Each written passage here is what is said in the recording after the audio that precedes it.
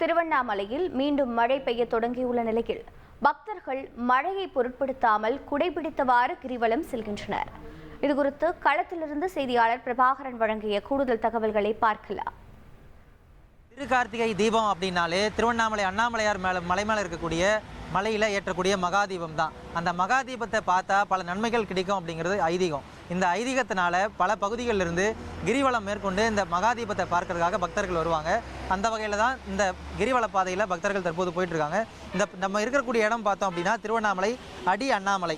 இந்த இடத்துல இந்த பாதையில் மழை தண்ணி தேங்கிருக்கிறது நம்மளால் காட்சிகளில் பார்க்க முடியுது. இந்த வழியாக தான் பக்தர்கள் எல்லாருமே பயணிக்கணும், கிரிவலம் மேற்கொள்ளணும். இந்த பகுதியில் சுமார் 1 அடி மேலே தண்ணியானது தேங்கிட்டு இருக்கு. எப்போவுமே மழை வந்தால் இந்த மாதிரி தண்ணி தேங்கும் அப்படிங்கிறது தான் இங்கே இருக்கக்கூடிய பொதுமக்களோட குற்றச்சாட்டாக இருக்குது. இந்த கிரிவல பாதையில் அந்த வளம் இருக்கக்கூடிய பக்தர்கள் நம்ம இருக்காரு. சார், நீங்கள் எந்த ஊர்லேருந்து வந்திருக்கீங்க? இப்போ இந்த கிரிவல பாதையில் உங்கள் வீட்டு மொட்டை மாடி உங்களுக்கு கை நிறைய சம்பாதிச்சு கொடுக்கும்.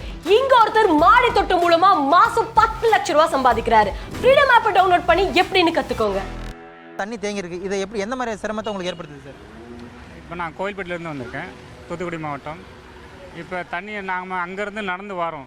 ஏற்கனவே கால் வலியோட பாதத்தில் வலியோடு நடந்து வந்துக்கிட்டு இருக்கோம்.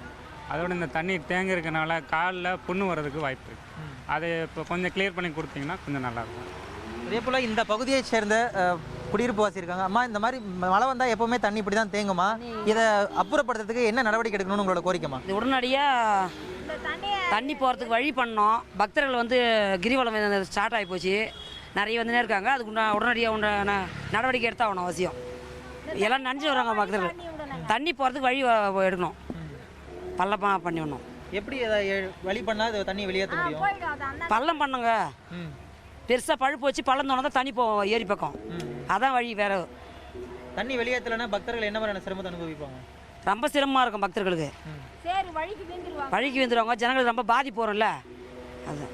அதாவது இந்த கிரிவல பாதையில் தேங்கி இருக்கக்கூடிய தண்ணியை உடனடியாக அகற்றணும் அப்படிங்கிறதா இங்கே இருக்கக்கூடியவங்களோட கோரிக்கையாக இருக்குது. ஏன்னா பக்தர்களோட வருகை தொடர்ந்து அடுத்தடுத்து அதிகரிச்சுட்டே இருக்கும். மழையும் தொடர்ந்து பெஞ்சிட்டு இருக்கிறதுனால இந்த சாலையில் தண்ணியோட அளவும் அதிகரிக்கும். அதனால் பக்தர்களுக்கு இடையூறு ஏற்படும் அப்படிங்கிறதுனால உடனடியாக இங்கே தேங்கி இருக்கக்கூடிய தண்ணீரை உடனடியாக இங்கேருந்து அப்புறப்படுத்தணும் அப்படிங்கிறது தான் இந்த வழியாக பயணிக்கக்கூடிய பக்தர்களோட கோரிக்கையாகவும் இருக்குது. இந்த பகுதியில் இருக்கக்கூடிய பொதுமக்களோட கோரிக்கையாகவும் இருக்குது.